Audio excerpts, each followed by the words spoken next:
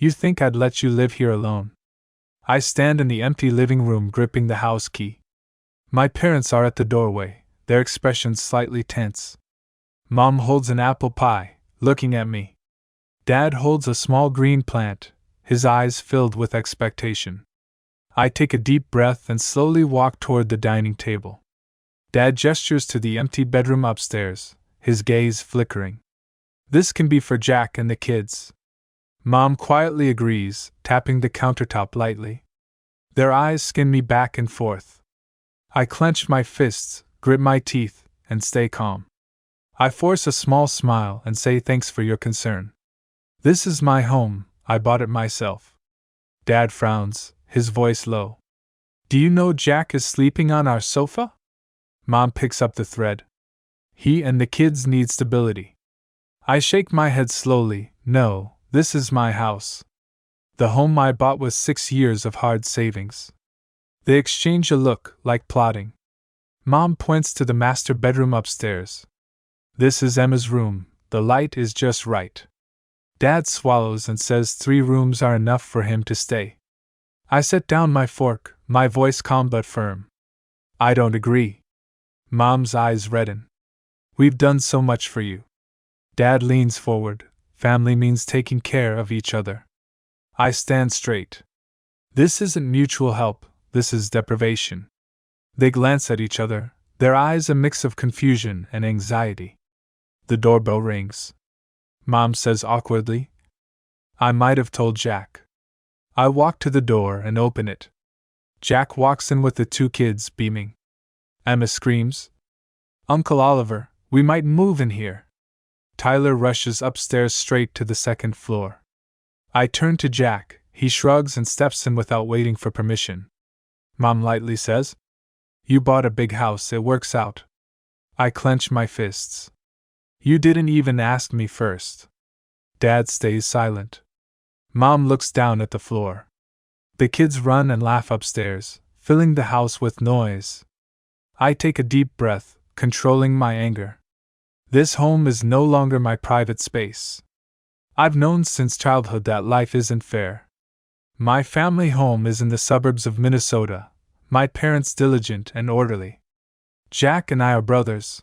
I am the older. Jack has always been the favored one. Charming, full of dreams, supported wholeheartedly by our parents. I scrimped and saved, worked summer jobs, bought a 10-year-old car.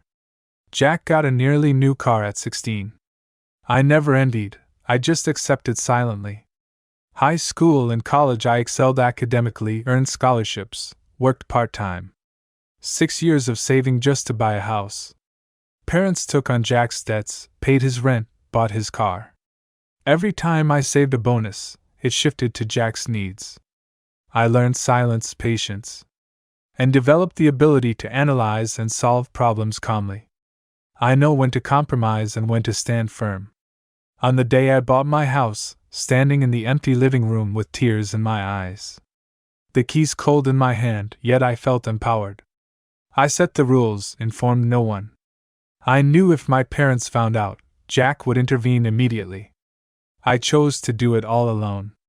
2 weeks later, the house is furnished with basic necessities. The master bedroom smells fresh, empty but warm. Photos from the past hang in the living room, the kitchen neat and organized. I organized the desk in the sunlight, setting up my workspace. Every little item carefully considered.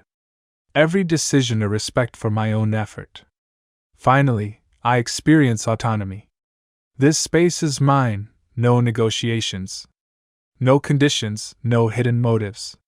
When I invite my parents over for a meal, I'm prepared. I roast Dad's favorite carrots and potatoes with gravy. Toast Mom loves, hot and plated. A bottle of red wine, slightly swirled, glows under the light. They're initially surprised, eyes showing approval. But when they see the empty bedrooms, their gazes turn calculating. Mom points to the large upstairs bedroom quietly. This is Emma's room. Dad echoes, 3 rooms are enough for Jack. I clutch my napkin, voice even. This is my house, I bought it myself. Parents exchange a look, like planning the next move. The doorbell rings again. Jack walks in with the kids. They cheer and run without care. I stay calm. You can't move in. Jack shrugs, smiling. Everyone said it's fine. I grab my phone, ready to call the police.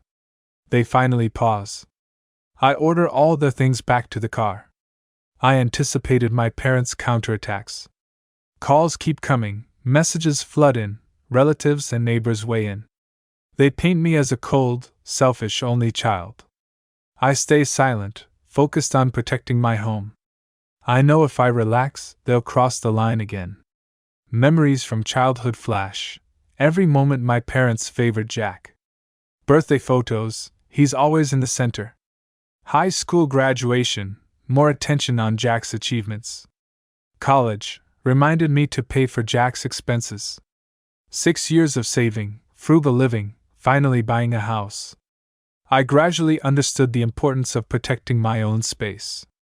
Independence is my right, my earned capital. I have the ability to set boundaries and resist pressure.